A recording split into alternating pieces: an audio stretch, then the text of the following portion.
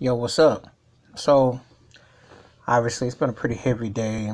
Aretha Franklin passed, and I did a video the other day and sending prayers, and I still am to her family, and now it's official. And you want to talk about a musical figure that towers over so many, you don't really realize it until, you look at her discography, and her catalog is deep. She had hits for decades. She was a versatile artist, left a lasting impression. And today, sometimes I get told, you're a hard critic on people, but I'm like, yo, when you see somebody like Aretha Franklin, who got it right, had a money track, because R.E.S.P.E.C.T was a statement song, and you got to put respect by her name. That was a black national anthem and also a women's national anthem, and she got it right. And then after that, once you get that money track, then everything else is gravy. So she bedazzled you with gospel. She owned, running things with R&B and pop. She could do blues. She could do jazz. And then 20 years ago, she did a concerto when Pavarotti got sick at the Grammys. And she had a hit with Lauryn Hill with A Rose Is Still a Rose. So she was showing versatility in a whole different era. You got to remember, this was like 30 years after Respect, 31 years to be exact. So her level and depth and her honesty as an artist, musician, songwriter, arranger, just a creative-minded person, And she brought all that to the table. She was, for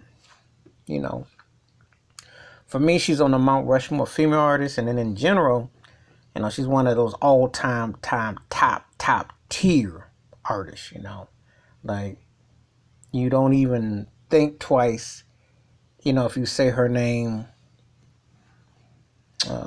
with the greats of the greats, because she belongs in that class. She defies time. She was a versatile being, and one of the greatest gifts to come to this earth. I mean, she sung from the soul. She didn't fake the funk. Even when she did cornball stuff, it was so soulful, you had to snap your fingers in your head to it, because she still had that reputation that she was just a soulful woman, period. Down to earth, soul sister. And there's been many people that have been inspired from her from back in the day to today. Some of Beyonce's vocal runs or effect to her. R. Kelly, when he did When a Woman Loves, that gospel shouting, that's the part that you hear. Whitney Houston had in her.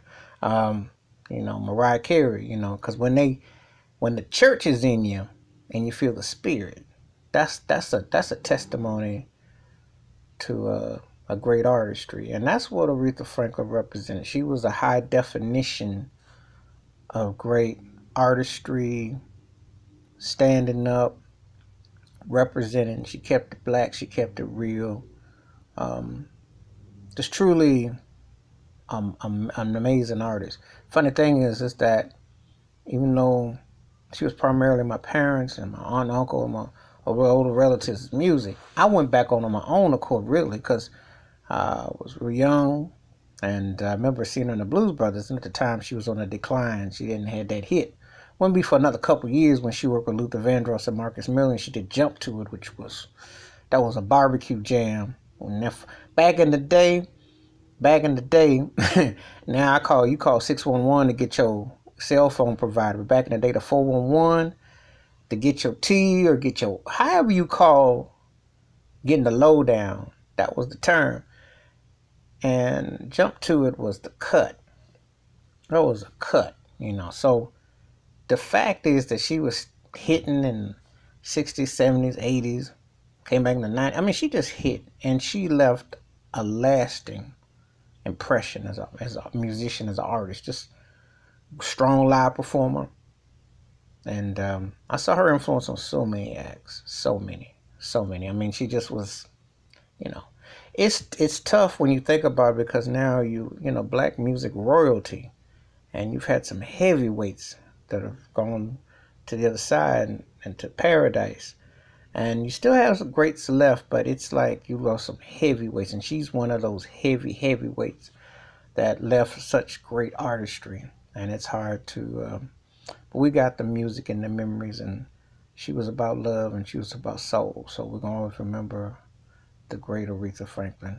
Rest in paradise, and bless you and your family and friends and fans worldwide, because she was one of the greatest ever.